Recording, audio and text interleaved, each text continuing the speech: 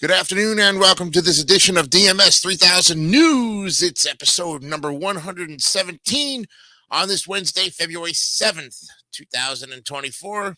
And I'm your host and, of course, moderator of this fantastic show here on the David 3000 Network. I'm Jason DeCanio, and welcoming you once again to a plethora of articles. And we've got a special treat for you today, one that I think you might want to comment down in the comment section to get. We'd like to hear from you on this particular video, which we'll share in the important information in just a little bit. But right now, let me go ahead and let you know that we're doing fantastic here in the middle of the week, ready to go with some great articles. And of course, another look at this day in Black history. Also on today's February 7th, we'll look at that towards the end of the program with the motivation of the day.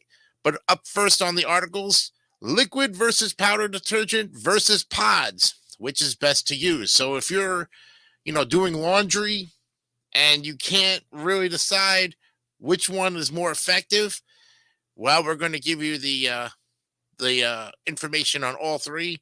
And then from there, they'll give you the information that you might want to make the best choice. I think whatever works for you is going to work in the long run. If you use powdered all your life, detergent, then stick with it. If you've used liquid, then stick with it. If you started using pods and they work better for you, then stick with it. But we'll give you all that information coming up in a little bit. For all you sushi lovers out there, how to eat it the right way. You've been doing it wrong. Probably am guilty as well, too. And I'm an avid sushi eater myself. So we'll see what the experts have to say about the right way to eat the delicious treat from Japan. And nine social media mistakes that can damage your relationships. Yes, if you have a very strong friendship or a relationship with somebody, here are 9 social media mistakes that can pretty much damage it. So you might want to take some notes on this one. And of course, we have the day in history for February 7th, Black History Month edition from CBS42.com. We'll look at that toward the end of the program. Headlines, sports, and other important information, and a special video I'd like to share with you. What day is today? And, of course, the motivation of the day as well. And to let you know that new episodes of Chillin' 3000 Hangouts with David St. Dennis will now happen every Wednesday night at 6 o'clock. So tonight at 6 o'clock is the new time for our great show here on the David 3000 Network. And then don't forget to tune in at 9 o'clock with Wipe Those Tears. Yes, me and the Tear Masters will be back for another look at the NES games of the letter G. Yes, we're still going on with the Gs. I had some people ask me, why are you still doing Nintendo games? Well, folks, there's 710 of them. We can't get to all of them in 2 hours. We're going to make critiques on each and every one of them, whether they were released or unreleased. We're not just going to pick a handful and go from it there. We're going to pull it out till it's all done. So this is episode 20 tonight at 9 o'clock. So I hope you join us. I know all of my Tear Masters will be there. Scott McVeigh, he said he's going to be a little late with dinner, but he'll be coming in. We'll send him one, of course. And, of course, Mark Leota, Brandon Bogard, and Gianni Pizzi will also be with me as well, too. So it's a full foursome tonight, and a fivesome for that matter. So stay tuned and enjoy the critique of the rest of the G games here on the David 3000 Network. All right. Now let's go ahead and get to those headlines, sports, and the other important information. I have some stuff to share with you here. And I think it's fitting that you enjoy what I got to share with you because some of it's good. And my weight loss journey, of course, I'll tell you what I had yesterday. But right now, of course, we're going to go to NPR and get ready for the headlines for today, February 7th, 2024. Senate GOP blocks border bill, so the Democrats, they shift the focus to Israel and Ukraine aid. Yeah, after 4 months of bipartisan talks on border security, Senate Republicans backed off backing changes to the Biden administration's policies they demanded. Democrats moved to pass aid for allies. Oregon pioneered a radical drug policy. Now it's reconsidering. Under ballot measure 110, instead of arresting drug users, police give them a citation and point them towards treatment. Over 3 years in, there's a debate about whether it succeeded or failed. Israel rejects Hamas's ceasefire plan after meeting with Blinken.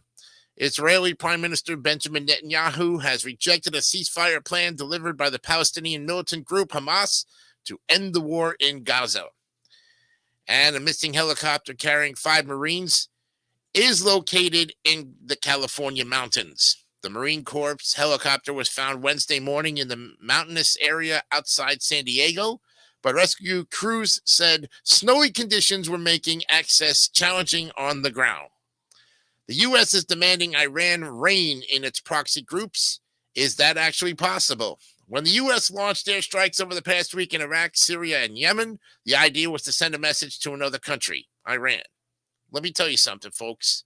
This was ridiculous. This was puny wartime shooting in areas that were not the enemy. Mr. President, so-called President Biden, do you really think the American people are going to be on your side when you shoot at proxies? Really? You know the enemy is Iran. You know the enemy is China. You know the enemy is Russia. Yet, you little pussy willow of a president have no business shooting in areas where the enemy is not there. And then giving them all this time to attack. Really?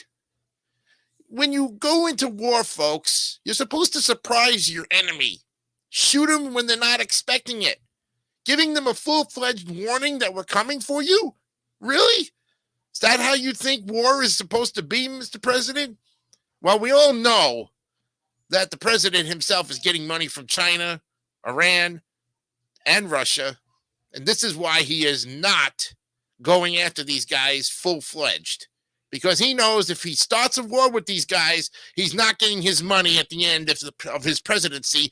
If he loses to Donald Trump. And if he loses to Donald Trump, the world will be a much safer place for evil to never dwell again. And unfortunately, if there's no evil in the world, then Iran, China, and Russia, you're not going to get your oil, you're not going to get your money, and you sure as heck are not going to make your weapons. And I think the important thing we have to understand here is if Donald Trump gets into the White House, which I know he will, because the American people are sick and tired of Joe Biden's wussy politics. Wussy pussy politics. That's what you are. You're a wussy pussy there, Mr. President. You ought to be slapped in the face for the way you think sometimes. And we can feel sorry for the guy who's going through dementia and all this other stuff and that he can't back a sentence. Stop using that as an excuse. You've been in politics for over 50 years, and we know how you think. You think like a left-wing radical person, Mr. Biden. We know how your family thinks, okay? You make us sick, all right? You need help. And I'm not talking drugs. I'm talking mental, physical help, man. You need it bad. You need to sit inside of a therapist's office and go through 10 weeks of counseling to get out of it. And maybe you might learn something about yourself. Who knows? But anyways, folks, this is why this president is not going after the enemy, because he knows if he takes him out, he can't get paid. Bottom line.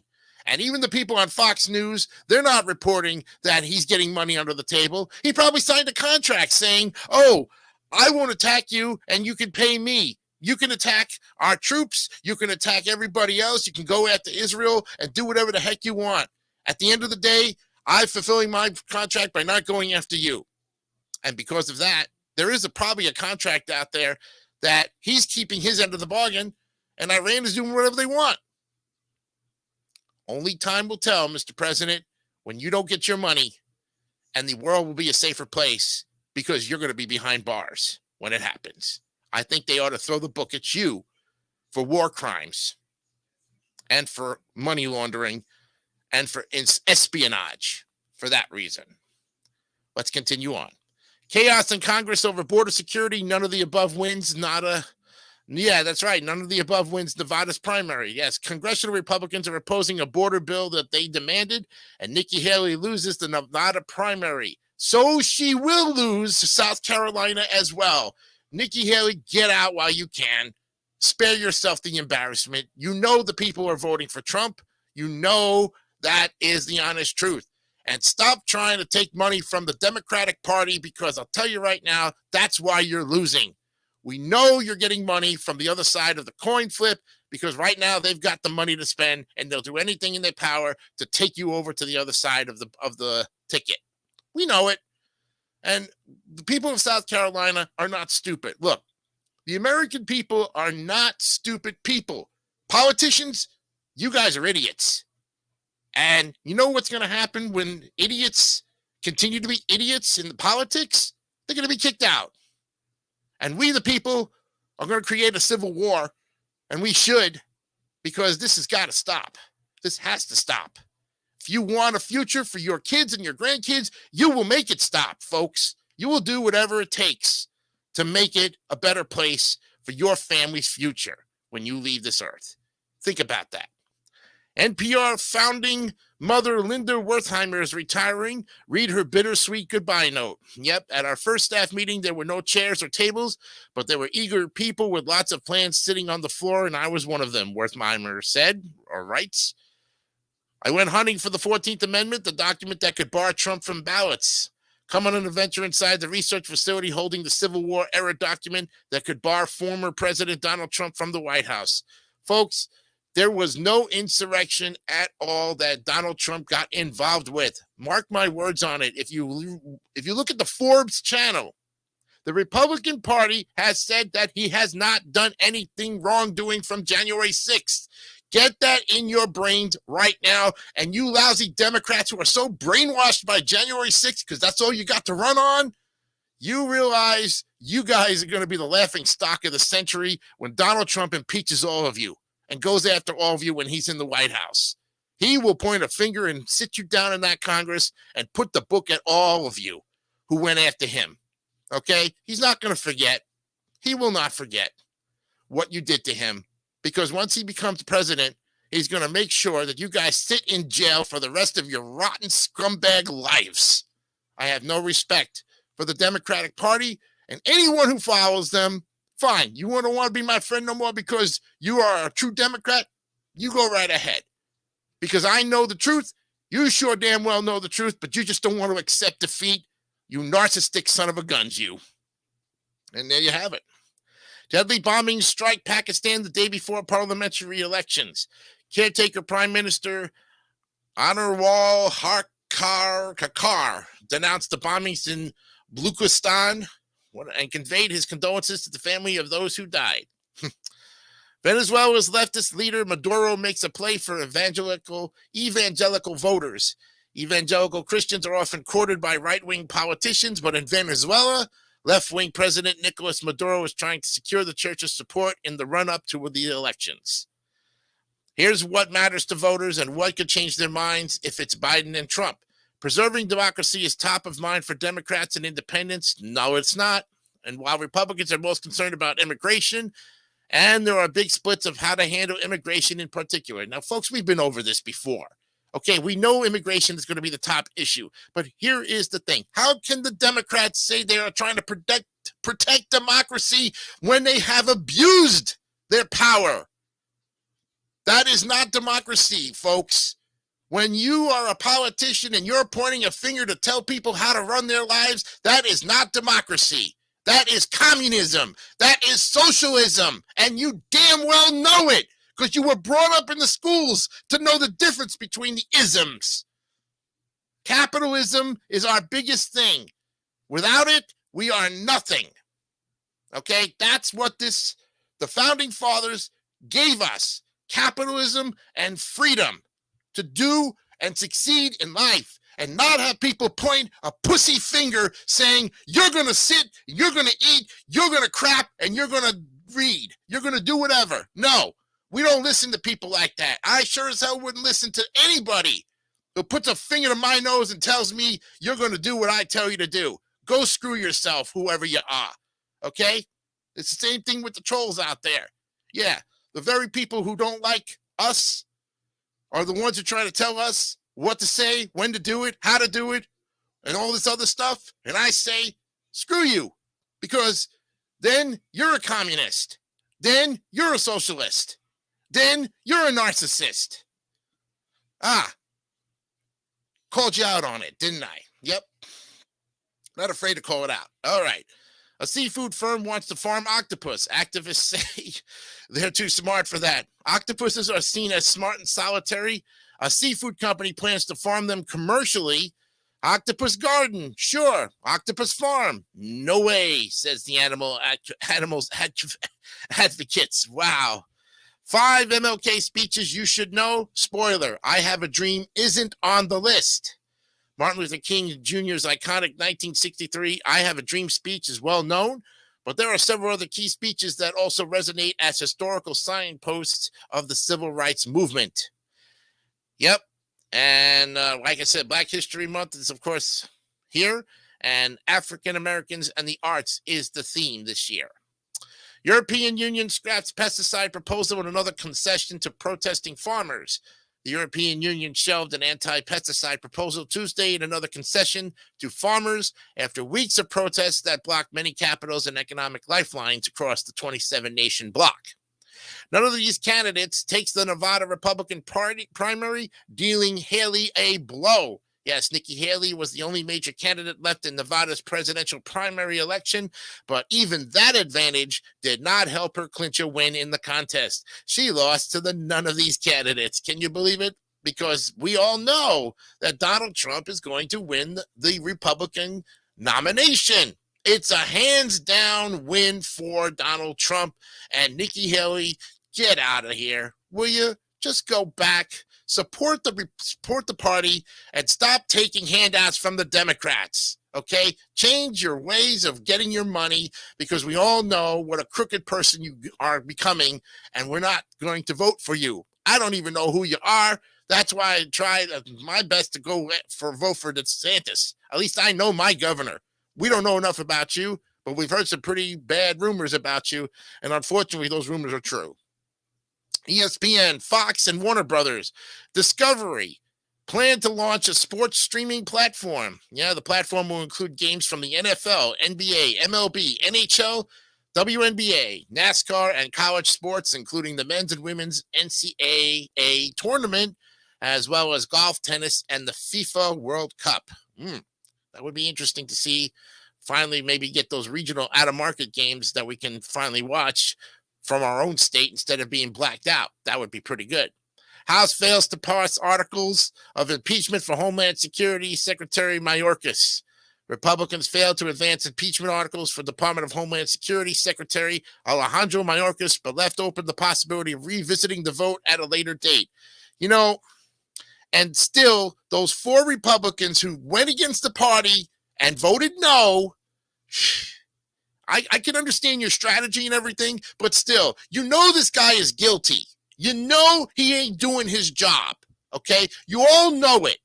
You all went to college to become educated people, okay? If you're not doing your job and the American people are disgusted with the way you do it, or not doing it for that matter, and want you out, it should be up to the people to vote this sucker out, not Congress, not the president, and sure as heck, no would-be politician. It should be the American people to vote this bald boob out of the position. And I guarantee you, we're not done with him yet. But we should have had at least, the House should have passed yesterday. And the strategy was, we'll revisit it at another time. Yeah, how long are you going to let this guy sit in his position? I wonder. America's immigration system is broken. Congress can't seem to fix it. Duh. Yeah, the U.S. immigration system isn't working. The last significant reform was in 1986.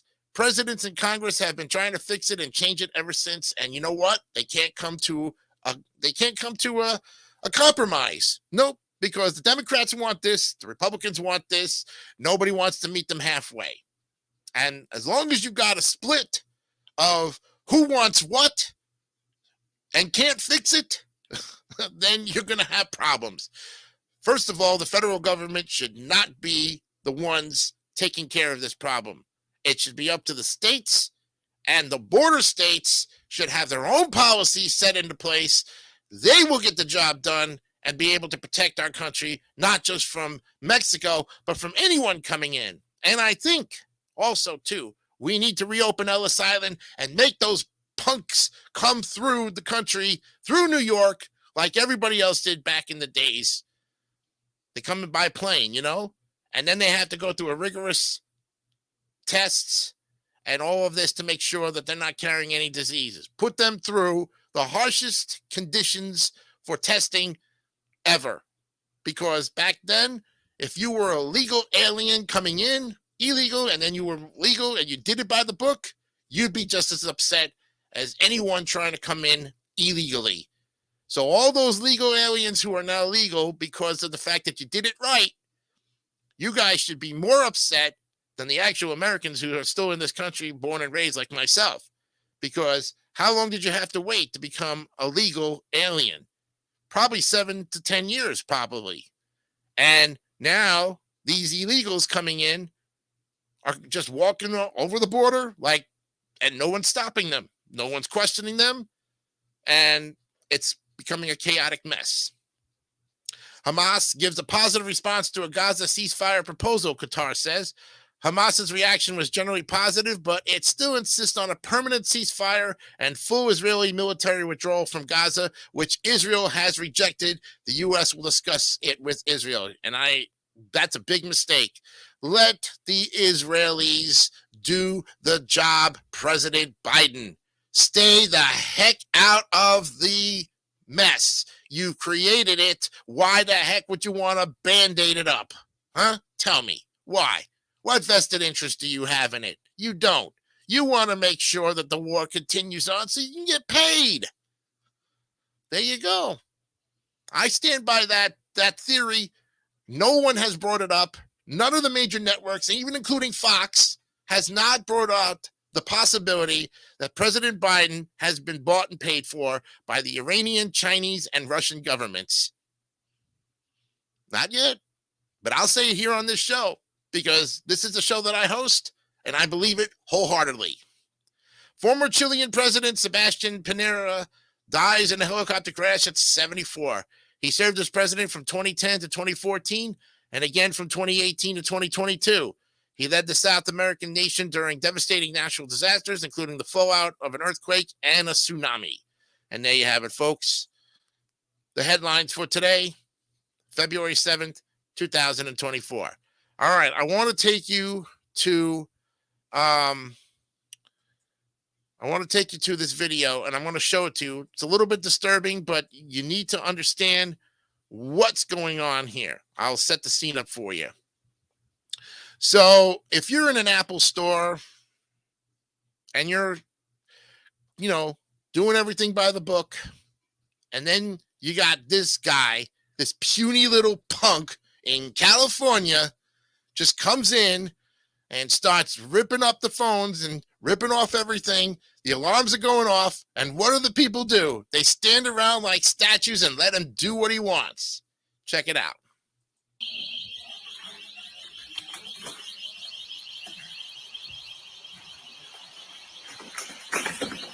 Now, hold on a minute. I'm gonna stop it right there. You see this guy? Let me tell you something about this guy. This is a punk. Okay? This is a kid who's probably in his teens, dressed up like a ninja in black. Now, the guy back here, he's just recording. This guy back here could have kicked this guy in the kanuska, knocked him out, and saved the day and became a hero. Oh, no. You Californians, you're all weaklings. You all, the New Yorkers, you're all weaklings. Okay? You let a cop get beat up by illegal aliens. How dare you? I'm not proud to be a New Yorker anymore when I know that, me and my Christ the King freaking alumni, we're all bulky now. We all could go kick some ass. Maybe we need to go up to New York and kick some ass and put it in your brains that if you want to protect your place, you do what you need to. The cops will understand. It's all self-defense. No, this kid walks off with about 49 iPhones. 49 iPhones. Let's continue on.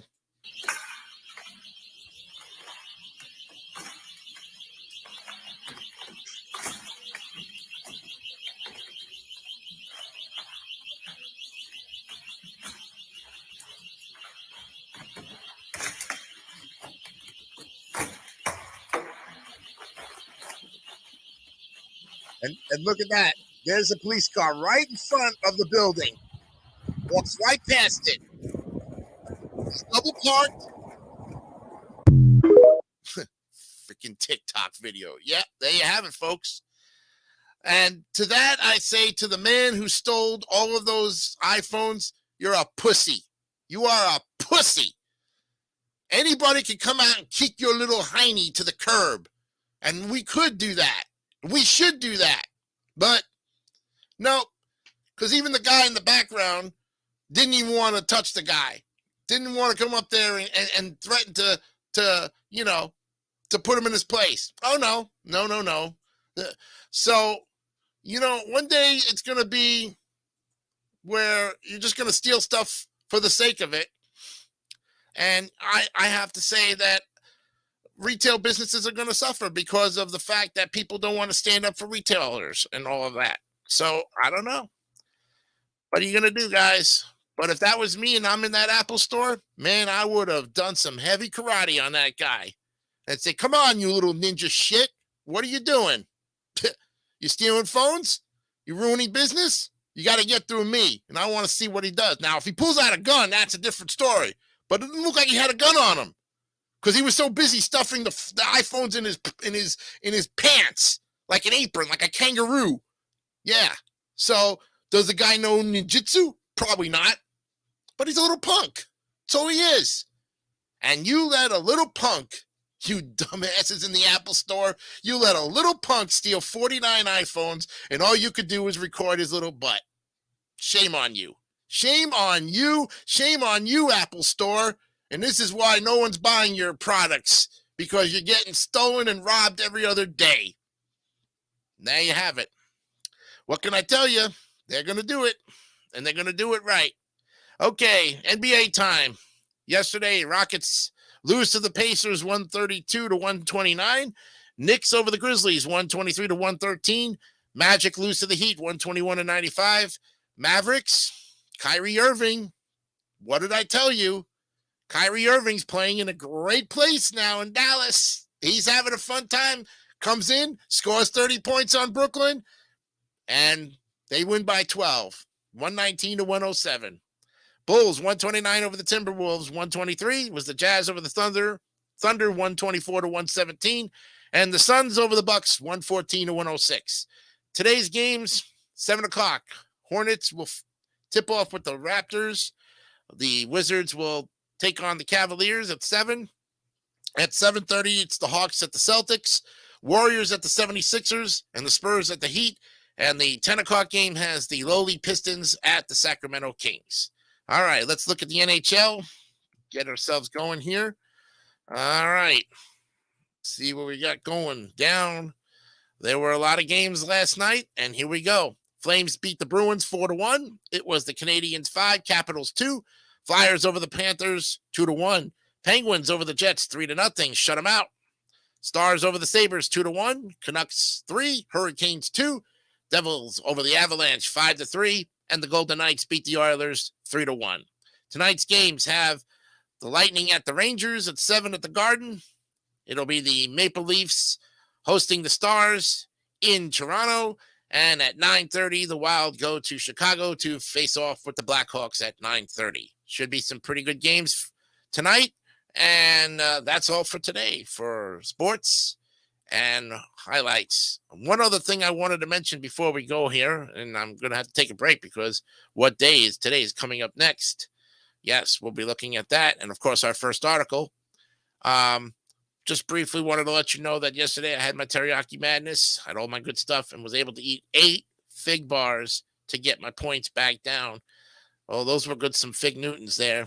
You know, little bit of sweet treat, but you got to splurge every once in a while and have some of them. They're 1 point a bar, fig bar. Healthy stuff, yeah, but, you know, it's like oatmeal cookies. Make some good, wise choices for yourself. So for tonight, I'm going to have a Caesar salad with some grilled chicken. Real healthy, 15 points, because I have 20 left. I had my oatmeal this morning, and I had my protein cookie. So doing well. Not starving myself, but 1 to 2 pounds a week, possibly even more, would be great. However long it takes, I'm not in a rush. But we got to go to break. We'll be back with more of DMS 3000 News right after this. There's something about a train. There's something about a train that's magic. Amtrak's new $7 return fare means you can see more of America for less. Buy a one-way ticket for over $50, and we'll give you a round-trip ticket for just $7 more. All aboard America. All aboard Amtrak. All aboard. You know, finding a good deal on a meal isn't easy. Here's a tip. Just stop by Dairy Queen and ask for the original full meal deal. You get a delicious DQ homestyle burger, crisp golden fries, your favorite soft drink, and a sundae. It's the best deal in town, all for under $2. The full meal deal only at Dairy Queen, an American original. We're changing lives. Crab puffs. Thank you.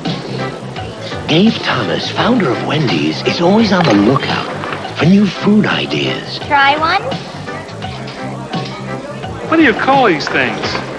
What I could go for is a Big Dave's Deluxe. A Big Dave's Deluxe is a quarter pound of fresh beef, cheese, 3 strips of bacon, sauteed onions, the works, and it's only at Wendy's. Sure beats a crab puff. Come in today and try another Big Dave's Deluxe.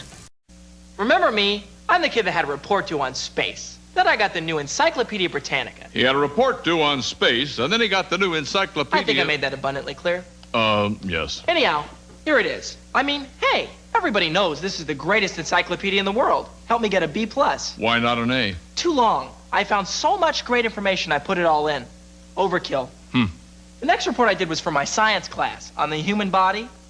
Look at all this great stuff. But this time I wised up and made it just the length my teacher asked for. Got a B-. What? Just kidding. Scored an A. Good. To find out how you... Look at this. I always wondered where my mandibula was. To find out how you can own the new We're encyclopedia... studying the environment right now. Look at all this great stuff on ecosystems. Also, all you need to know about global warming, the greenhouse effect, the hole in the ozone, you know, all that cheerful stuff. Yes. Say you want to check up on the Amazon rainforest and what's going on down there? We got to save this place. For details on how you can own the new Encyclopedia Britannica... Let's have that 800 number. Excellent. Just call this number and we'll send you this free booklet. Tell them about the gift. And just for previewing Britannica in your home, we'll give you this 3-volume desk reference set. This is like having your own research library at home. Yes. So if you would be interested in owning the new Encyclopedia Britannica... Don't press. They see the phone number. If they want to, they'll call. I guess you're right. Trust me. No little cinnamon gum freshens breath longer than Big Red. So kiss a little longer, stay close a little longer, hold tight a little longer, longer with Big Red. That Big Red freshness lasts right through it. Your fresh breath goes on and on. While you chew it, say goodbye a little longer, make it last a little longer. Give your breath long-lasting freshness with Big Red. Introducing the great new taste of Coca-Cola. The best tasting Coke in the history of ever. It's a hit. It's a Coke. Coke is it. It's Coca-Cola with a new taste, a new sensation, a new explosion of wonderfulness in your mouth. Go ahead, try it. It's just how you feel when you know it's for real. We've got the taste. It's a kick. It's a hit. It's a Coke. Coke is it. All right, it's time now for the holiday of today, and boy, we got a good one for you. So let's go right here to it. Oh boy, share the screen, please.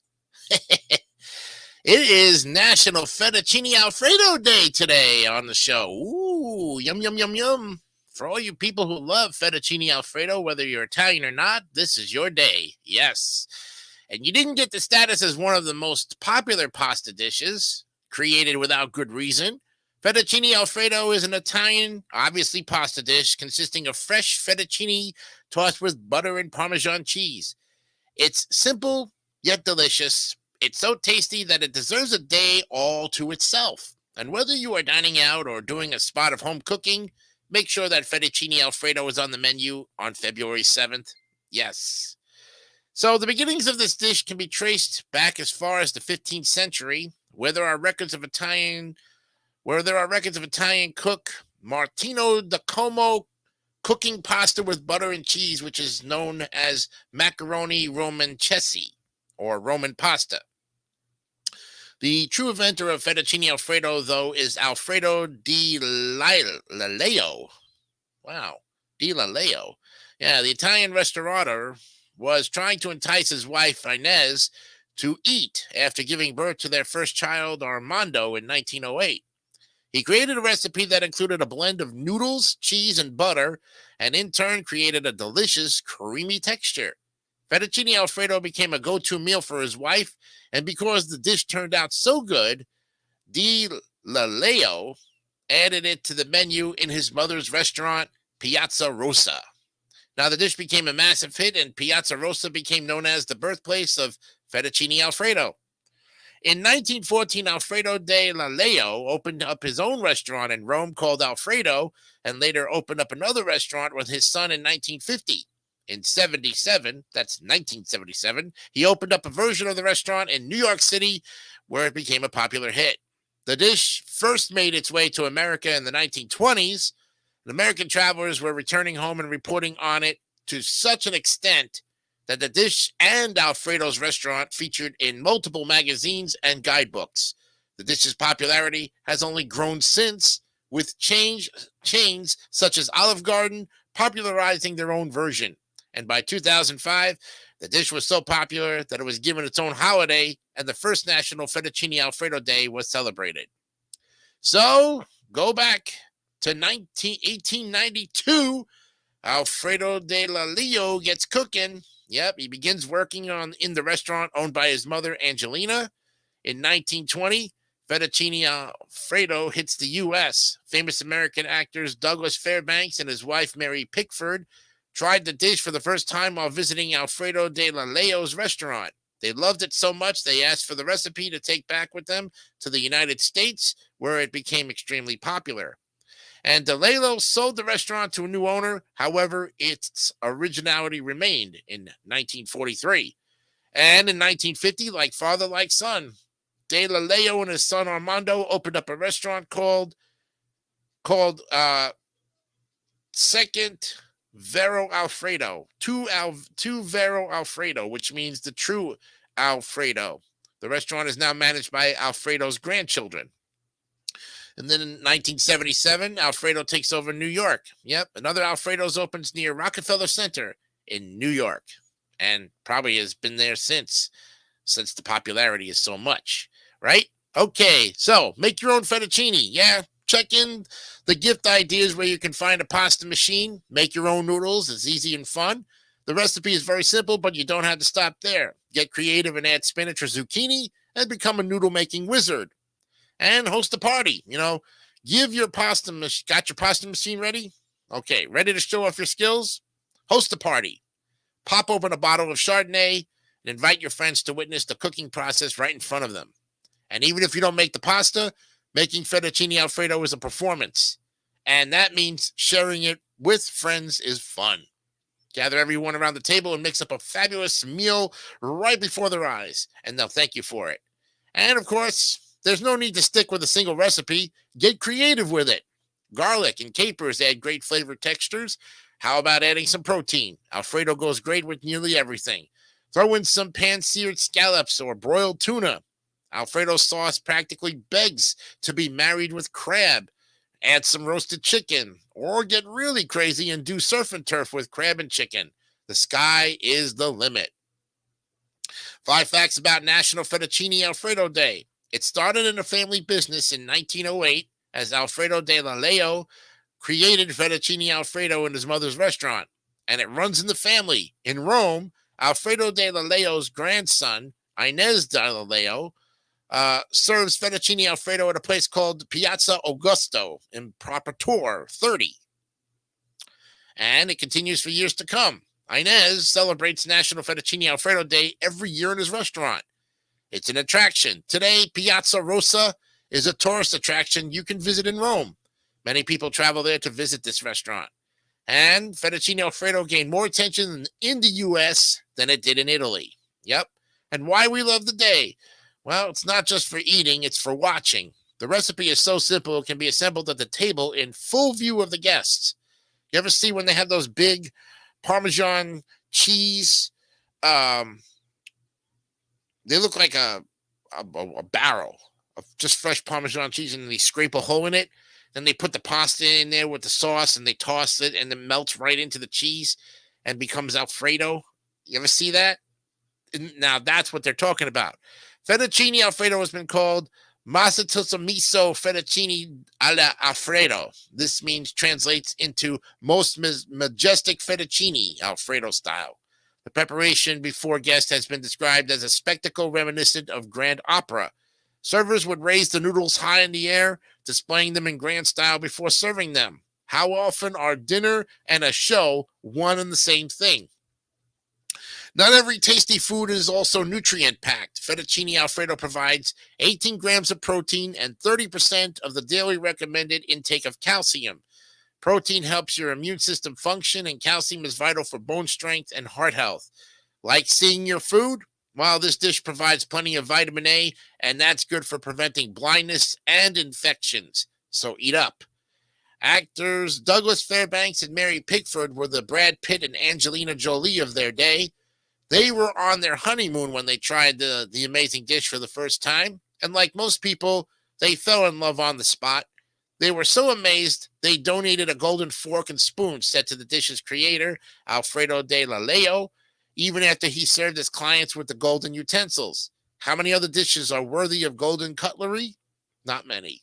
We don't have all golden spoons to donate, but we can still love to eat it. And there you have it, friends. The next time we'll see National Alfredo Day will be Friday in 2025.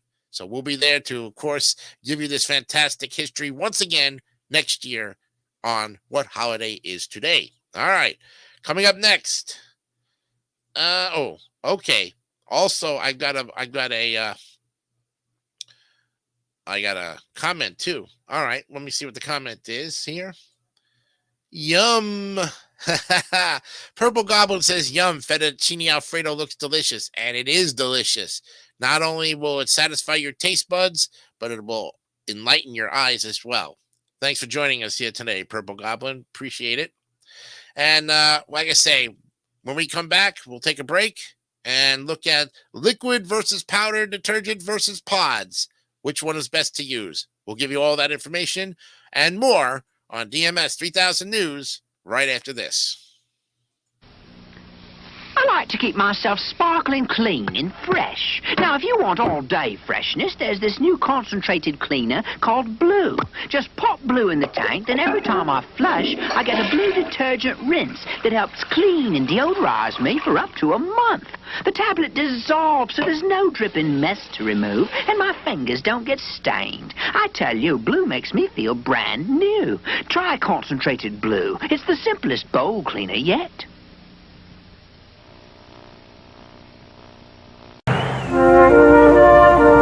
This was for all that you do. Hey! In the minors, you must have called it all 1,000 times, but you never lost sight of the dream. They got a telegram for you, Tony. Okay, thanks, Pop. Hi, babe. Hey, guess what? I got the call. Yeah? You got a shot, you'll take it. What's this, rookie umpire? You got the heart to make it. You got the fire, that big league desire. You keep on reaching higher. You make America work, and this bug for you. Here's to you. Beechwood Age for that clean, crisp taste that makes Budweiser the king of beer. Hi. Compliments from the gentleman over there. This bug for you. If you're like me, you've always loved Carefree sugarless gum. It's got great taste, plus now tests prove that chewing Carefree after snacking actually helps fight cavities. What could be better than that? How about even better taste? That's right. Carefree's just been improved with more great flavor than ever. You're going to love it. More flavor in every flavor. Wintergreen, spearmint, peppermint, cinnamon, fruit, strawberry, and bubble gum. Try new Carefree sugarless gum for more flavor than ever before and let yourself feel even more carefree. I was just horrified when my daughter had cavities at her last dental visit. I said, "Doctor, what can we do?" He said, "I'll give her a fluoride treatment here, but she's got to brush twice a day the right way at home." Because you can't have a dentist fluoride treatment every day, between visits, Crest Fluorostat treats your teeth with fluoride to continue the fight against cavities. It's a fluoride treatment for your teeth at home. So Sally brushed with Crest, and her next visit was great. I've got to act like a mom and think like a dentist. Crest, a fluoride treatment for your teeth at home.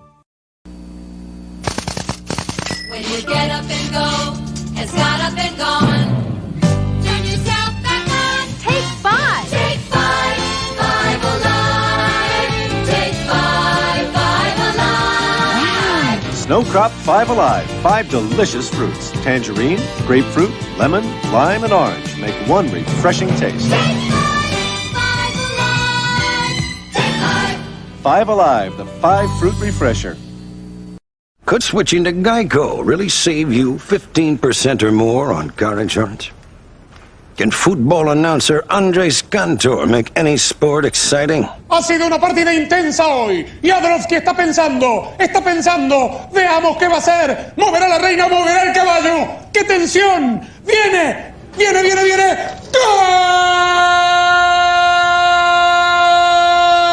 Geico. 15 minutes could save you 15% or more on car insurance.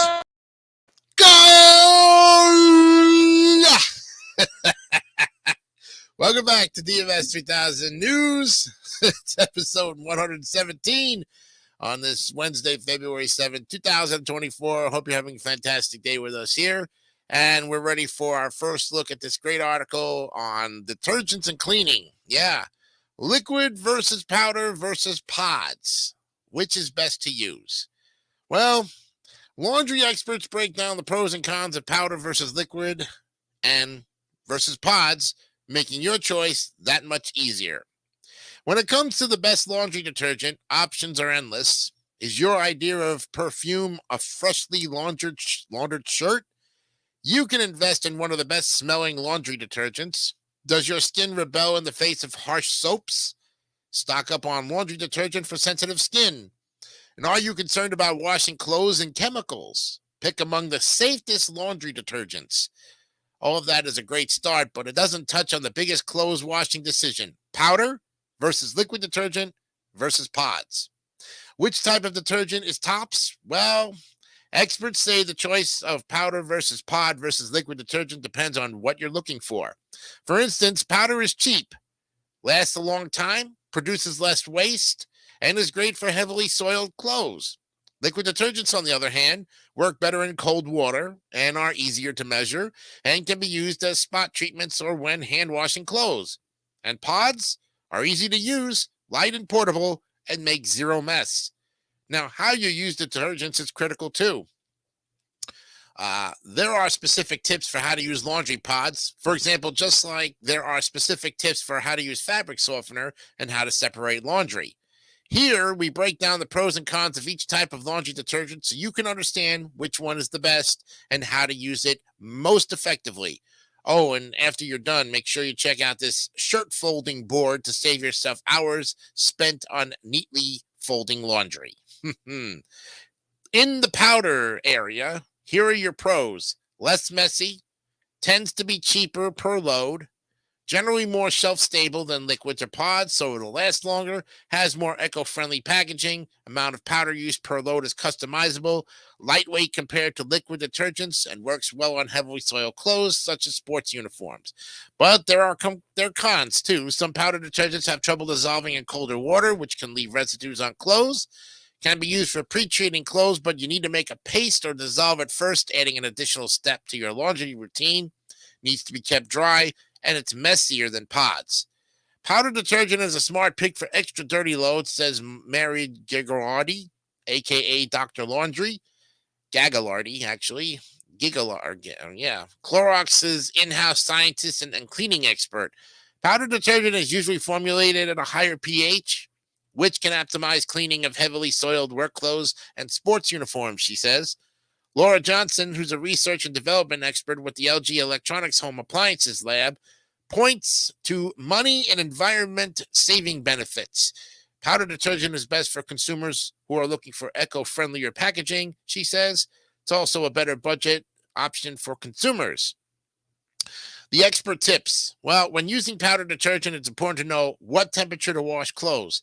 Avoid using very cold water unless the powder detergent states it's designed to dissolve in cold water, Johnson advises. And that's because some powders struggle to dissolve in cold water.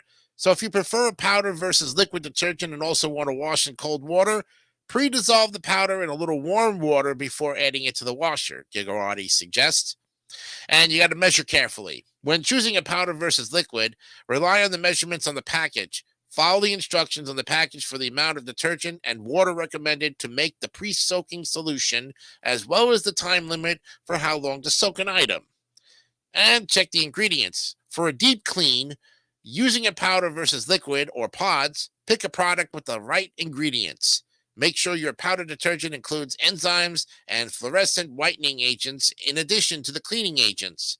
Gigarati says not all detergents are the same, and it's worth it to get a good one.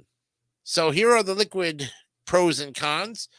The detergent is already dissolved, so there's no chance of residue. Dissolves better in colder water than powder detergent. Can be used as a spot treatment for many stains, negating the need for another product.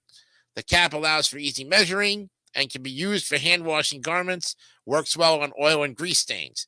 But the cons can be very messy, often heavy and cumbersome, creates more plastic waste for the environment, and pours quickly, upping your chances of overdosing the detergent. Wash a lot of clothes in cold water? Well, this is the detergent for you. It dissolves well no matter the water temperature. Liquid detergent disperses easily in cold water temperatures.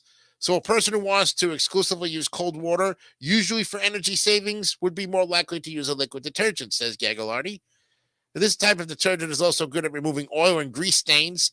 Consumers who tend to have more of those types of stains will have good results with liquid detergent, Johnson says. And you got to measure carefully and when using liquid detergent. Johnson cautions too much detergent over time can lead to buildup in the washer, which can lead to odors. The cap makes it easy to moderate how much detergent to use. The cap will have lines showing how much to use, adjusting for load size and soil levels. And to pre-treat, rinse the stain with cold water to remove any excess, then pour enough detergent onto the garment to cover the stain, says Jessica Zena, PhD and a senior scientist with Tide. Use a soft bristled toothbrush to help spread the detergent into the fibers of the garment, or rub the fabric together gently, then wash as you normally would. And use a high-efficiency detergent for high-efficiency machines, HE. If you have a high-efficiency washing machine, make sure to use a liquid laundry detergent designed for HE washers, Zena says. Finding HE detergent is easy. Just look for the HE symbol on the package. Psst, you might want to check out our list of the best washing machine cleaners, too. Laundry detergent pods. Yes, they are around. You don't need to measure them. The lightest option, no heavy bottles or boxes to move around. Zero mess, easy to use, and contains concentrated detergents. The cons? Most expensive laundry detergent option. Can contain too much detergent for smaller loads and can't be cut in half. Potential for poisoning because the brightly colored packets can look like candy to young children, and we've seen incidents like that. Can't be used for pre-treating clothes. Have a lot of plastic packaging, which adds to the environmental impact. Pods are best for people who tend to have the same size loads all the time and have laundry that isn't very heavily soiled, according to Johnson. They're also the least messiest and easy to transport, which is why they're a good pick for people using communal laundry rooms. You got to make sure pods pose a risk of poisoning if ingested and chemical eye burns if the detergent touches the eye. That's why you should always store them in a child-proof container out of reach of young kids. Pods must be kept in their original packaging. Don't give in to the temptation to transfer them to a cute container that allows you to see them, says Gagliardi. That's because in addition to having all the important safety information handy, packaging for detergent pods is opaque, so the pods won't be visible and therefore are not appealing to children. Throw your laundry pod into the washer first and then add your clothes. If pods are thrown on the top of the clothes, they might not fully dissolve. Johnson says. And some of the best washer and dryers are on the larger side, which means you can launder more clothes at once. But that can make it tough to know exactly how much detergent to use. Because washing machines are getting larger, it's important to use the right amount of liquid laundry packets, which is often 2 or 3 for a large size load in the high-capacity washer, Zena says. So next, read up on the homemade laundry detergent recipe that's effective and simple to make. Marilyn Lyles. She is a home and travel expert who's covered everything from the best robotic vacuums to the most remote destinations around the world. She's also the founder of Connected Content Company and an SEO and creative content agency that's done work for Reader's Digest along with other companies and publications. When she's not writing, you can find her working on her latest home DIY project, out for a hike, or dancing around the house to 80s jams. Thank you, Mary. Appreciate it. Great article. And, of course, another one that you always thought you had the expert advice for laundry detergents. Now you know which ones are good and which ones are not. And they both have all three of them have a pretty much pros and cons. Choose what's best and what works best for you. That's all we have for you today for laundry detergent. When we come back, how to eat sushi the right way. Yeah, you've been doing it wrong, and I'm guilty on it as well, too. And then we'll look at 9 social media mistakes that can damage your relationships if we have time. So we may only be able to cover half of them, but we'll keep that article up because very important, social media and how it can ruin a relationship. We'll be back with more DMS 3000 News right after this.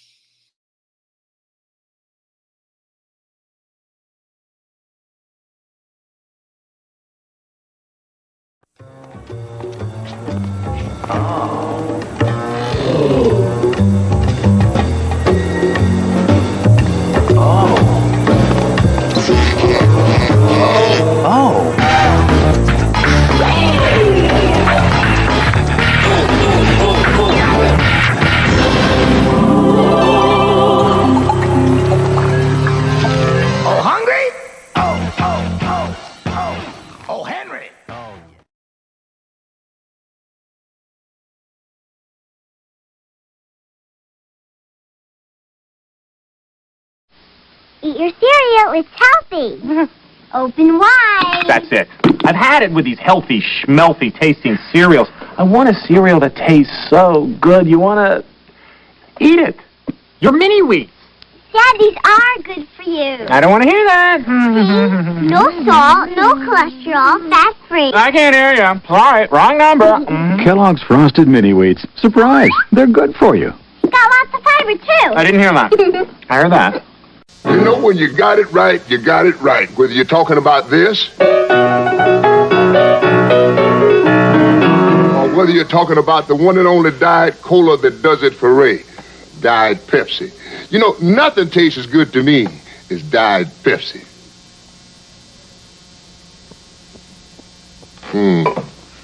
All right, now who's the wise guy? Join the Diet Pepsi Taste Drive. Now, that's the right one, baby. In trying to make an artistic statement, one should be careful not to let one's personal aroma do the talking. In order not to offend the critics, I recommend Right Guard Sport Stick.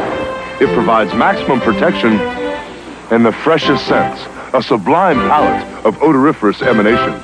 After all, a true artiste should be remembered for his inspiration, not his perspiration. Right Guard Sport Stick. Anything less would be uncivilized. We got married, I got comfortable, and I put on 12 pounds. I was not putting on a bathing suit. I tried about a zillion diets. The Slim Fast plan really worked. I had a shake for breakfast, a shake for lunch, and then a sensible dinner. The weight came off. It's hardly a diet. You can have chocolate, and it's good for you.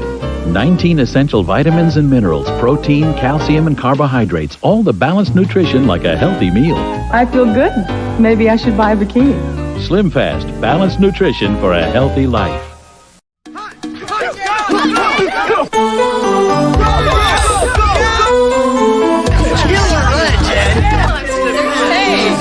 Thirsty? Totally. Did it together. We got OJ, purple stuff, soda. Sunny D? Yeah, go for it. Tastes like orange and tangerine. And lime. Some healthy junk, too. Instant replay?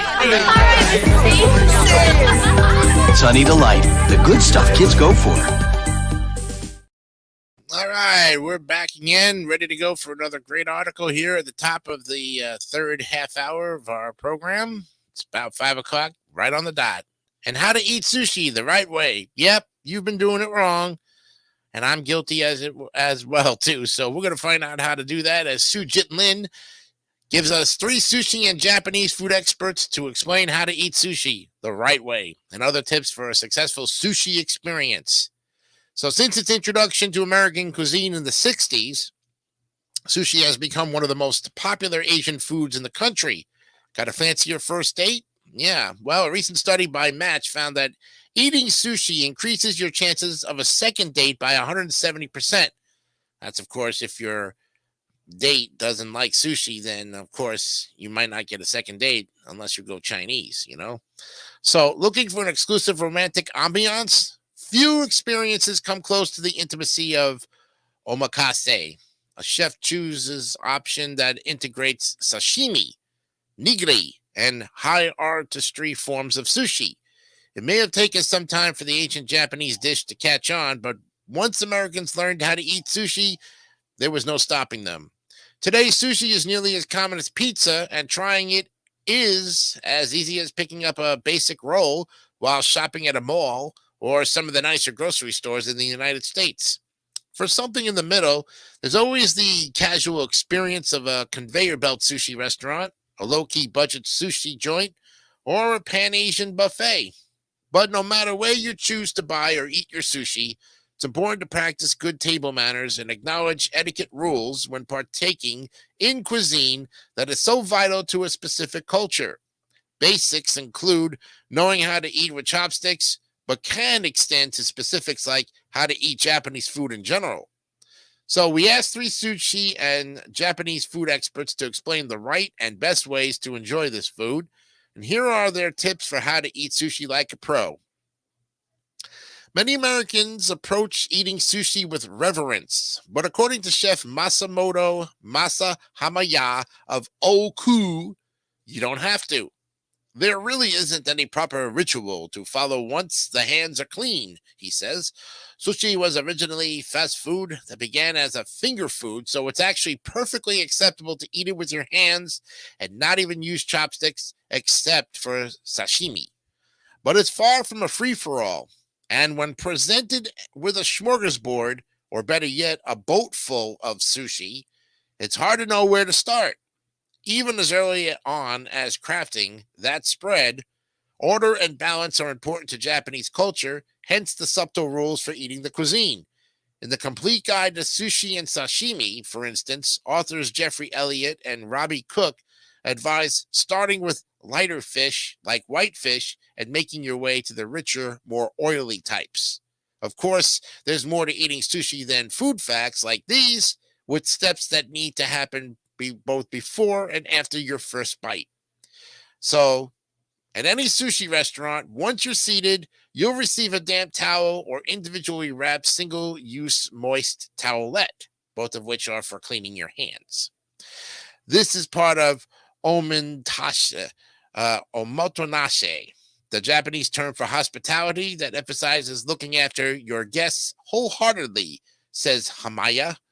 Funnily enough, the tradition of wiping your hands before a meal started with customers wiping their hands on the norine, the room dividing curtains common in Japanese design. The dirtier the norine, the better, he says, because it signaled the popularity of the restaurant and therefore the high quality of the sushi. So after you use the towelette, it's polite to fold it back up and place it on the tray it was presented on. Don't dump it in a pile. In fact, customarily, the oshibori, the hot towels, should be set table side, nicely folded at all times. Similar to placing a napkin on your lap, says Sachi Nakakado Takahara, the third generation owner of Atlanta's oldest Japanese restaurant, Nakado. In the United States, however, it's common for the server to take it away after you use it. And just as learning how to eat sushi goes beyond the basics of ordering, understanding how to use chopsticks is also more than technical direction. If the sushi restaurant uses disposable chopsticks, warabashi, it's appropriate to take them out of their packaging and split them apart in preparation for eating, but avoid immediately rubbing them together. There's a good reason to avoid that etiquette faux pas. It implies the restaurant has provided cheap chopsticks, says Hamaya. Good quality chopsticks will not splinter because some diners consider chopsticks that splinter a sign of a bad restaurant. Taking an action that implies you're trying to avoid splinters also implies the restaurant may not be tops. So if you're going to really high-end omakase, they've picked out really nice chopsticks, says Chef Leonard Yu of Omakase Table, noting that they're usually the flatware level, non-disposable variety, so you'll never need to rub them. And speaking of chopsticks, be mindful of where you place them. At high-end sushi restaurants, Yu says, there's always a chopstick holder. Use it. Not sure what to look for? The holder is typically positioned parallel to the counter above your plate, and this is how to set a table for sushi. Pour some soy sauce into your dipping dish, and soy sauce only. A common mistake many make when it comes to how to eat sushi is mixing the soy sauce with the wasabi. Mixing it creates a wasabi mud. It becomes just wasabi with some fish texture. It easily overpowers the sushi, and then all you taste is the wasabi, Yu warns. Yeah, so first clean your hands, and then don't rub your chopsticks. Don't mix soy sauce and wasabi. Use chopsticks or your fingers. Dip the fish side in the soy sauce and eat it in one bite. Use ginger as a palate cleanser. Tidy up your space and thank the chef. Yep. Traditionally, the sashimi course is served before nigiri and sushi rolls, Nakado Takahara shares. Any noodle or rice dish, including sushi, is usually a filler after the chef or guest orders several other lighter dishes first. No matter what type of sushi you're eating, though, our experts unanimously agree that how to eat sushi is in one bite. Sushi was intended to be a finger food, Hamaya says, so yes, it's supposed to be eaten whole. It's not meant to be cut or made smaller. Leave those little nibbles for times when you're eating soup dumplings. A common misconception about how to eat sushi is that all sushi must be dipped into soy sauce, but that's simply not true. It can even be considered insulting for a guest to immediately do so, similar to salting a meal at a restaurant before tasting it. If you eat in an omakase restaurant, the chef always brushes the sushi with soy sauce, so it's perfect. You don't need to dip, explains Yu. And we will put the right amount of wasabi or adjust to the customer to keep the balance. If there's more rice so the fish is fattier, there's more wasabi. Hamaya agrees. Chefs may have preferences for what dish pairs best with wasabi or soy sauce, and they usually perfect the balance of ingredients before it arrives at your seat. To get the most authentic experience, you should speak with the chef or restaurant staff and allow them to guide your meal. You may have seen diners laying a slice of pickled ginger on their sushi, but that's not proper etiquette. Ginger is served as a palate cleanser between dishes and isn't actually meant to be eaten with your sushi. Hamaya tells us that if a chef wants to incorporate ginger into the dish, they will include it in the preparation. Nakado Takahara is adamantly opposed to the use of ginger as a sushi topper, and she's not the only one. I have asked people to please to not do this, says Yu with a laugh. The ginger is really good, and the sushi is really good, but that doesn't mean it's going to be good together. In fact, it's kind of a waste. The ginger will overpower it. This step is optional depending on the level of formality of the sushi restaurant you're dining in. In formal Japanese dining, they'll bring out a separate soy sauce dish before the sushi course to switch in between other lighter dishes, says Nakado Takahara. This keeps your umami-rich soy sauce fresh and undiluted or compromised by pieces of food that may have fallen in during an earlier course. You may want to keep your food on the plate and avoid making a mess on the table, Yu says matter-of-factly. After that, you might want to straighten up as you end the meal. Did you use disposable chopsticks? It's polite to put them back in their packaging and fold it closed. Bear in mind that stacking dishes can be one of those things restaurant staffers dislike and is often considered a rude restaurant habit. And if you eat at a sushi bar, thank the chef and say it was a wonderful meal, even if it wasn't, advises you. The insincere praise might be among the polite habits most people dislike, but during an experience as intimate as omakase or dining at a sushi bar, where the chef is literally serving you, it's just a matter of etiquette to convey gratitude for their service. Whether or not the meal was the best ever, they still put in the work. So here are the FAQs about eating sushi. Whether it's your first time eating sushi or your 100th, it's not uncommon to still have questions about the best or most polite ways to do so.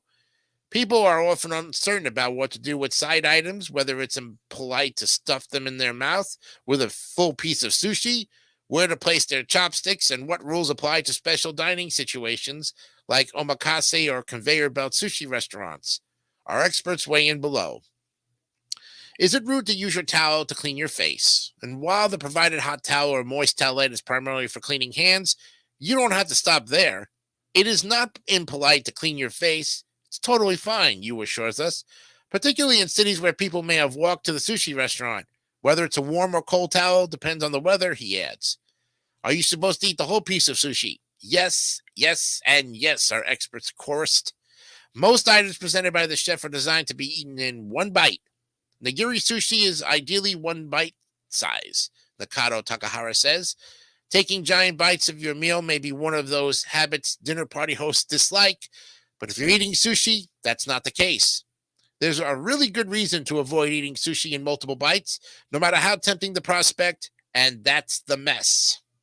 The biggest mistake I often see here, say they have one bite and the sushi's really good, so the next, they want to enjoy it in 2 bites, Yu says. Not exactly. When they try to bite the sushi, it becomes unbalanced, he continues. Maybe they don't get what's in the middle, or there's not enough wasabi or soy sauce in one of the bites. The exception comes down to size. For something like a hand roll or an item you cannot eat in one bite, the restaurant will provide a sharing or resting plate to use, Nakado Takahara notes. Ideally, you finish this before you move on to another dish, though. The benefit then to something like a sushi counter or a omakase service is that the chef can adjust to the customer. If I'm making nigiri and they look like they're getting really full and like they wouldn't like to have such a big bite, I'll make them a smaller one, says Yu. So what are some basics of Japanese chopstick etiquette? Well, you already learned that rubbing disposable chopsticks together is a no-no, but another tip from the pros is to make sure your chopsticks have something to rest on. If you don't have a chopstick holder, you shouldn't place them on the table. Instead, fashion the chopsticks wrapper into a holder, and don't forget to dispose of them in it after the meal. When you're not using them, move the chopsticks to their holder and try not to fuss with the table setting. Do not use your chopsticks as a bridge between a plate and the counter or tabletop, says Nakado Takahara. This is called watashi bashi in Japanese culture, and it's considered bad manners. You also don't want to hover your chopsticks over the communal sushi platter. Serve others with your personal chopsticks or touch pieces you don't intend on taking, all of which can compromise hygiene. On a symbolic level, avoid passing items from one pair of chopsticks to another or setting chopsticks down, crossed, or stuck upright into anything, including a bowl of rice. While some rules for using chopsticks are exclusive to certain cultures, crossing or standing chopsticks straight up is nearly always taboo. Why shouldn't I mix my wasabi and soy sauce? Well, most Japanese fish have a delicate flavor profile, and nuances should be enjoyed according to fish type. So I do not encourage heavy soy sauce and wasabi dipping, Nakado Takahara says. Besides, the wasabi that's taking over your palate likely isn't real wasabi at all. Real wasabi is so expensive, it can be the most costly item on your plate.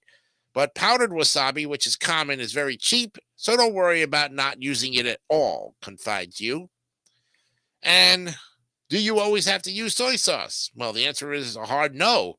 Your usage of added soy sauce should always depend on the chef. When the chef tells you it's already sauced, or if you see the chef brushing on any sauces or topping the dish, it should be enjoyed exactly as is. Nakado Takahara says this is doubly true for omakase experiences. Yu offers a general rule of thumb. Look at the price point, and that will usually tell you if it's seasoned. If it's like $100 for two, it's unusually not seasoned. It's usually not seasoned, but more expensive places will likely already have soy sauce on it. If there's soy sauce and wasabi provided on the side, it's likely not seasoned. What is the right way to dip sushi into soy sauce? With a light hand. Don't overwhelm the food with soy sauce by pouring it over the dish, says Nakado Takahara. Always use the soy sauce dish to dip lightly and only on the fish if possible. Yu agrees, dip it only on the fish side, not the rice side, to reduce the chances of it falling apart.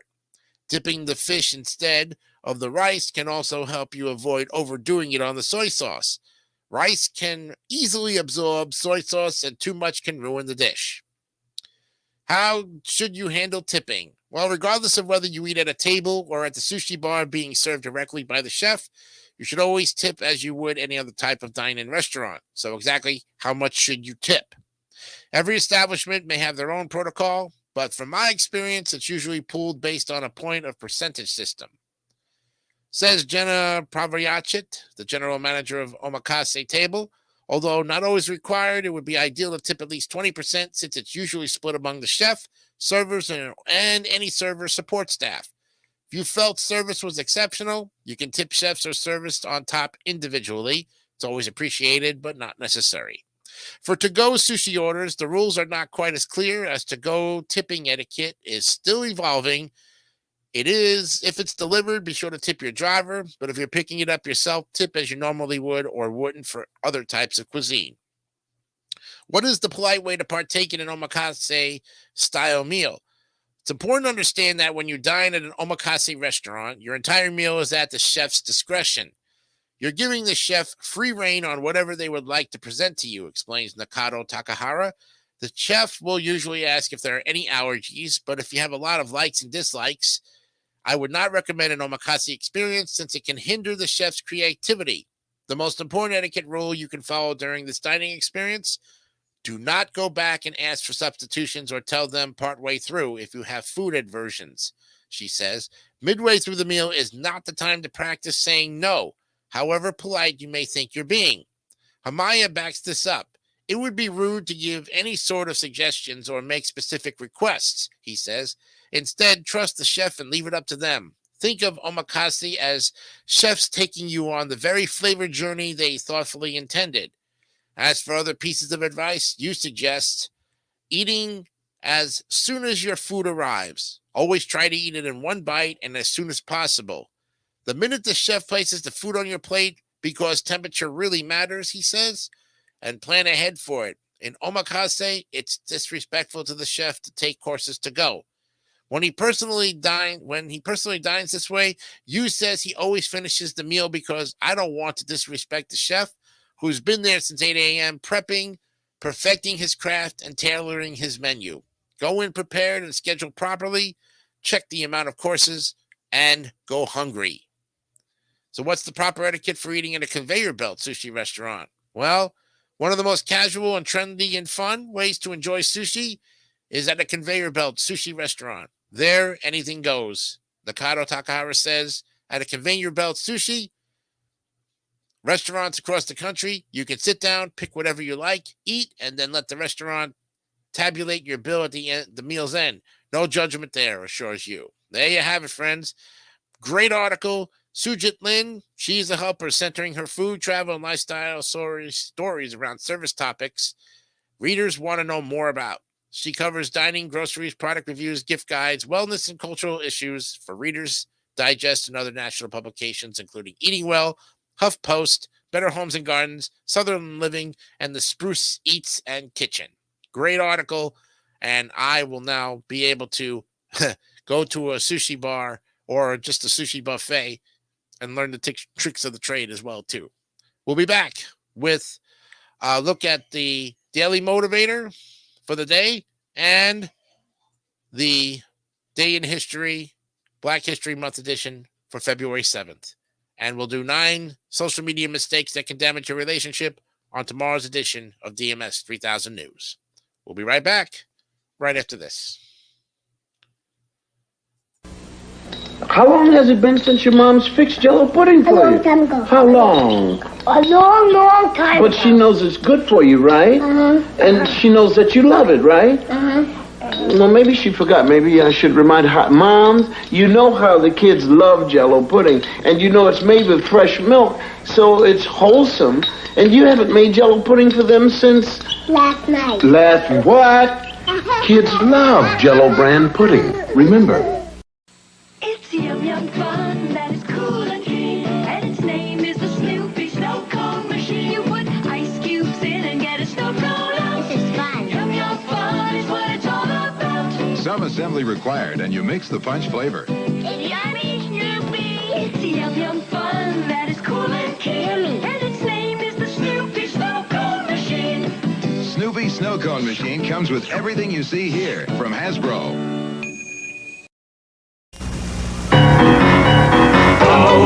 Birthday Bunny! Happy birthday, Bunny! My favorite day. Here's your present. My favorite drink. Nestle Quick Chocolate Flavor. Gee, now that I'm a big bunny, I know I can drink it slow. I don't know, Bunny. Nestle Quick is rich and thick and chocolate.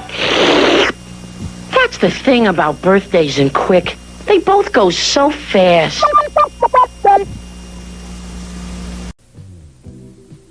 For Valentine's Day, please visit your Carvel dealer and ask to see Cupid the Chocolate Nut or the Twin Heart Cake, your Carvel ice cream store. That's right, the best place in the world to buy your sweetheart something fresh and sweet. Premium quality fresh Carvel ice cream, custom made, custom inscribed, custom decorated to suit your sweetheart. Want to send one to a friend? You can, you know. That number is 800-327-GIFT. We honor most major credit cards. Thank you. Here, Schroeder, I've written a jingle for MetLife. You've got your whole life and term life and universal life too. Your MetLife rep will tell you which is best for you. Call your MetLife rep and give it a try. You'll be glad you did. So get Met. Oh, that's awful. I hope you realize Beethoven never wrote even one successful jingle. Get Met. It pays. Thingamabob, gobbledygook, what's its face? Whatchamacallit, whatever it is, whatever it was. Chocolatey chocolate, whatchamacallit. How's it go? Wowzam-doo, chew-gooey caramel. Whatchamacallit, doohickeys, you know what I mean. Peanutty crispies. Chewy, chocolatey, crunchy, Doodah, Skidamarie, more than a mouthful. It's whatchamacallit, whatchamacallit. All right, we won't have time for our third article, which is the 9 social media mistakes that can hurt a relationship or a friendship for that matter. So we'll pick up that article on tomorrow's program first thing. But we do have time real quick for our This Day in History, the Black History Month edition for February 7th. So we'll look at those dates and then give you, of course, our daily motivator and conclude our program for tonight. In Birmingham, Alabama, Cassius Clay joins the Nation of Islam, paving the way for the birth of Muhammad Ali, and the New England Freedom's Aid Society is founded. All this and more in today's special edition of This Day in History. On this day in 1926, the first Negro History Week was officially observed for the first time. Carter G. Woodson had fought for the creation of the week, which would eventually become Black History Month. On this day in 1964, boxer Cassius Clay joined the Nation of Islam. His conversion would lead to him removing his, quote, slave name and becoming Muhammad Ali. 1945, President Harry S. Truman appointed Irwin C. Mollison as judge of the U.S. Custom Courts. In 1862, the New England's Freedom's Aid Society was founded in Boston, Massachusetts. The purpose of the society was to assist free blacks, including former slaves. They provided schooling and other services for over a decade. In terms of birthdays, James Hubert Blake, better known as Eubie Blake, was born on this day in 1883. Blake is remembered as a revered ragtime pianist and composer of many musicals, and for partnership with singer-songwriter Noble Sissle. His most famous musical, Shuffle Along, was known to cause traffic jams right before showtime as people made their way to the play. Blake lasted a whole century on this earth, passing away a few days after his 100th birthday. Also, too, born in 1965 was comedian Christopher Julius Chris Rock III. Prominent writer, producer, director, and actor, Rock has appeared on both the big and small screen over the years.